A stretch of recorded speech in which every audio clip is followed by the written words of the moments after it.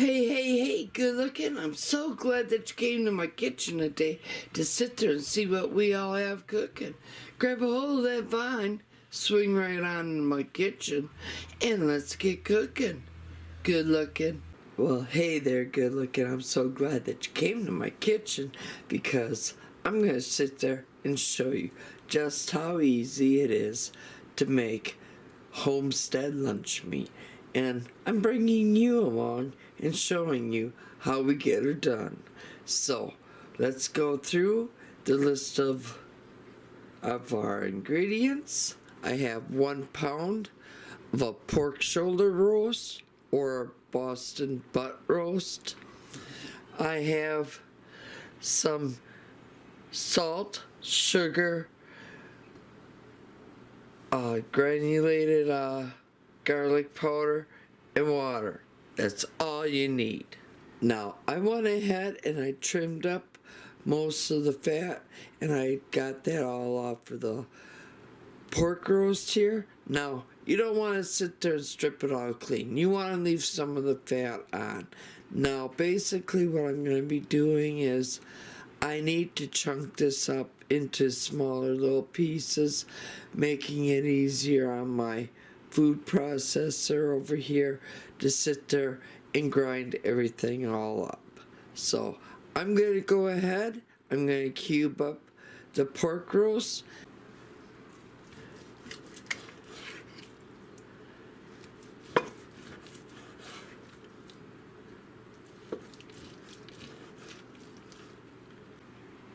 The pork roast is all cubed up.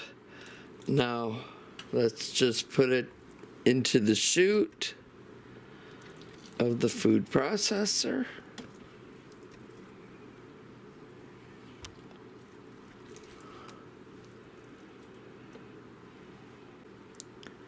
I removed the cover just to make it easier to put all the meat right on in. There we go.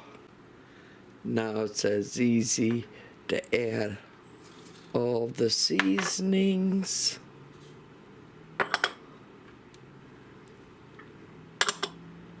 Along with the water. Put the plunger back down into the cover. Lock the cover on. And I'm just gonna pulse this all up until it comes into a smooth, creamy paste. And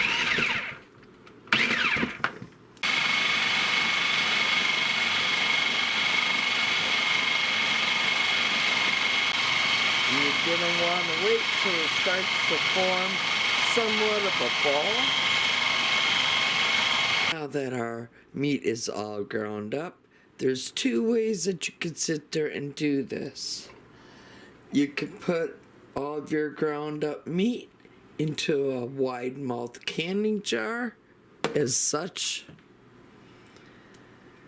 or you could sit there and use a soup mug or a coffee cup. It doesn't matter. We just need something to put this in and that you're gonna be able to cover this up. So I'm gonna grab a spatula, and I'm also gonna sit there and get out my cooking spray and give a few spritzes on the inside of the container I'm choosing, and I'm gonna sit there and choose to use the wide mouth canning jar. I have my wide mouth canning jar all well greased up. Now I have a spatula. I want to give you guys a close-up view of what our ground up meat mixture looks like. Now I'm just gonna sit there, grab my canning jar, and we're gonna grab some of this meat mixture. We're just gonna keep putting it inside of our canning jar. And every now and then we're going to sit there and come. I don't think you can see it because of my big old hand. But you're going to come down I hope this is showing. And you're gonna try to get as much as the air out. I'm gonna keep adding more of our lunch meat mixture. Like I said, pat it down as we go.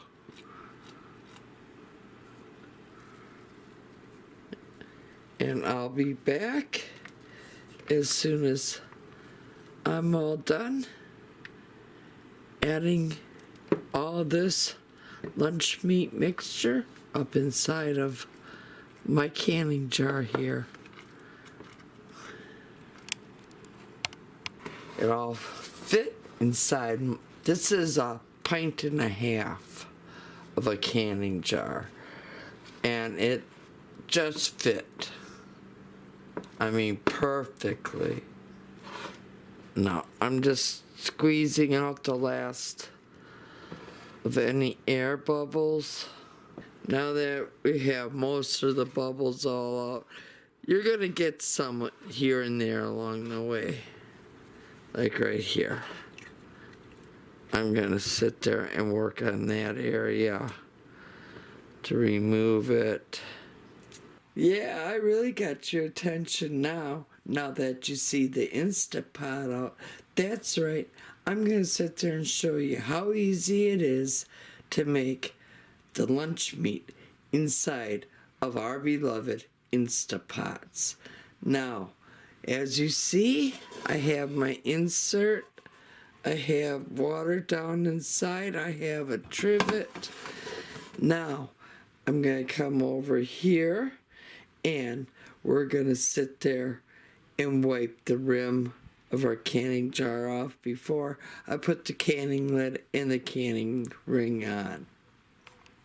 So I'm gonna jump right on over and let's just wipe the whole rim off. Grab your canning lid, canning ring. I'm gonna put that all on. Oh boy, I hope that fits. Okay, I just had a learning experience myself. I'm gonna share it right away with you. I thought, let me wipe this off. You see, I'm doing all mine in this 1.5 pints jar. Well, this 1.5 pints jar is too big for my Instapot. I would have to sit there and either use smaller jars or go over to the coffee mugs. So I think I might just go to smaller jars. Now that we had our big whoopsie daisy moment, we found out a 1.5 pints jar does not fit inside of our Instapot.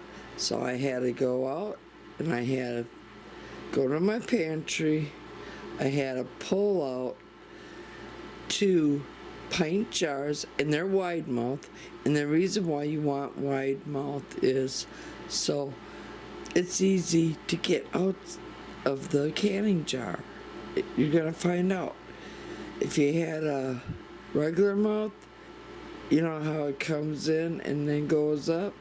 Well, the wide mouth, it's all the same size. And that's gonna make it easy for us to get our lunch meat out of the canning jars. So, we already have our trivet on the inside of our Instapot insert. We have at least 1 cup of water. We're gonna sit there and grab the 2 pint jars of our lunch meat. We're gonna grab our Instapot cover. We're gonna come over here and lock it all on. We're gonna come up here, gonna close our vent. We're gonna push it on, increase the time to 20 minutes. And then after the 20 minutes, we're gonna sit there and do a quick release. So, not a quick release, I'm sorry, a natural release. So, let me re-clarify. We're gonna cook it in the Instapot for 20 minutes. We're then gonna allow our Instapot to depressurize naturally. Alright, I believe it came down off of pressure. We opened up the vent, no steam came out. Now when you open it, always open it away from you. That way you do not get any steam burns. Oh, look at that. Let me go grab my jar lifters. I have my jar lifters.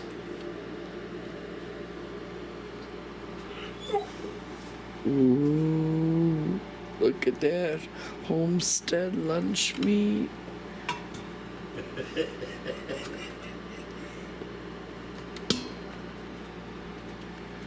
Okay, I'm gonna let it cool down on the counter for about 20 to 30 minutes, and then we're gonna place these right in the refrigerator and let them chill for about 3-4 hours.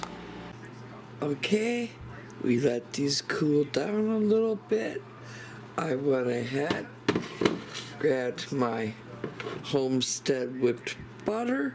Now I'm just gonna grab maybe a teaspoon or a tablespoon. We're gonna add that to the inside of the Instapot. Put the saute button on. Gonna close up our homestead butter. Whipped butter, I mean. Now, I went ahead and I opened up a jar, and as you see, there's liquid that came out of the roast. We're gonna leave the liquid behind, but grab the roast. Or not the roast, the lunch meat. Okay, I had to turn off the Instapot because I didn't want the butter to burn. So with that being said, I'm just gonna grab this out, or try to grab it. Oh yeah, it's coming. That's one reason why we use a wide mouth canning jar. Now, we're just gonna sit there and put this all in here, and I just wanna put a good tan on the meat, or more or less put a good sear on. And I want to show you, there's really not that much juice in, that was left behind. So I'm gonna go ahead, open up the other jar, and put the tan right onto that lunch meat as well. I'm just bringing you in for a close-up view. See what I mean? I'm just putting some color onto the lunch meat. Now as the lunch meat is getting the color put on it, I'm just gonna sit there. I have a 4-ounce jelly jar here, and as you see, each one of the lunch meat gave some of the juices off of the roast, so I'm just gonna sit there and empty out each one of these jars, which is almost 4 ounces. We're just gonna set that out to the side. Now, when I pull out the seared lunch meat, we're gonna put it back into the canning jars here. Okay, I'm gonna be pulling the lunch meat out now that I have a good tan. on the lunch meat, and we're going to put it back into the canning jars. So I'm going to come down here and turn it off. I'm going to grab one of my canning jars that are empty. I have my fork. Hold on, let me reposition the camera. Okay, I'm going to go in. Oh, look at that. Oh. Let's just put that back into the canning jar. Oh, look at that. Oh my goodness. Oh. Now we're gonna let that rest for a little bit. Let it cool down, and then we're gonna put it in the fridge. Then we're gonna bring it out and we're gonna slice it all up. Okay, I put our lunch meat into the refrigerator. It's been sitting there cooling off, and now I brought it back out. I also brought out my meat slicer, and he's known as the little guy because I have a big deli slicer too, but we brought out the little guy. So, and there goes the sideshow commentary again. We're gonna sit there, open up one of these jars of the, our lunch meat that we made, and it's time to slice it all up. So let's just grab one of the jars, open it all up.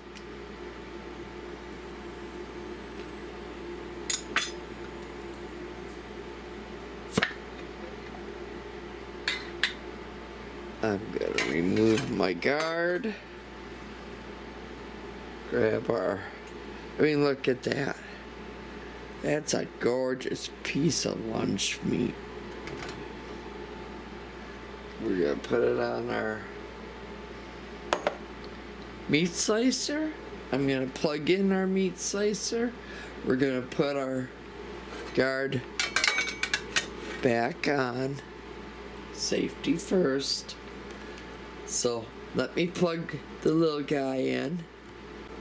The little guy's all plugged in. Now just let me turn it on, and I'm gonna sit there and apologize ahead of time for the noise.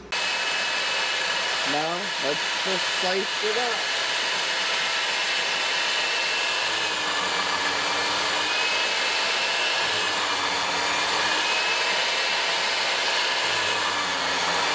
Check it out. And here's our meat slices. Look at that. Ooh. You know what I call them pieces? Chef's treats. Nothing, dear. Nothing at all. So I'm going to continue slicing up my lunch meat. Okay, I gave the old man a good portion. He's busy stuffing his face. Here's the sliced up lunch meat I showed you all how to make. And remember, that just came from, I think it was 1 to 2 pounds of pork shoulder roast, or what some of you also might refer to as a Boston butt roast. But look at that. I don't know how well the camera's picking it up, but that is pure goodness. And there we go. That's just how easy it is to make your very own lunch meat. So don't hesitate today. Get in your kitchen and get cooking. Good looking. Now, please give me a thumbs up if you like this recipe. All the thumbs up helps my channel out greatly. If you're not yet a subscriber, go up, hit that subscribe button, tap that little bell. That way you'll always be notified every time I do put out a new video. And as always, here's to happy cooking, but better yet, happy eatins'. Y'all come back now, you hear? And here's the recipe.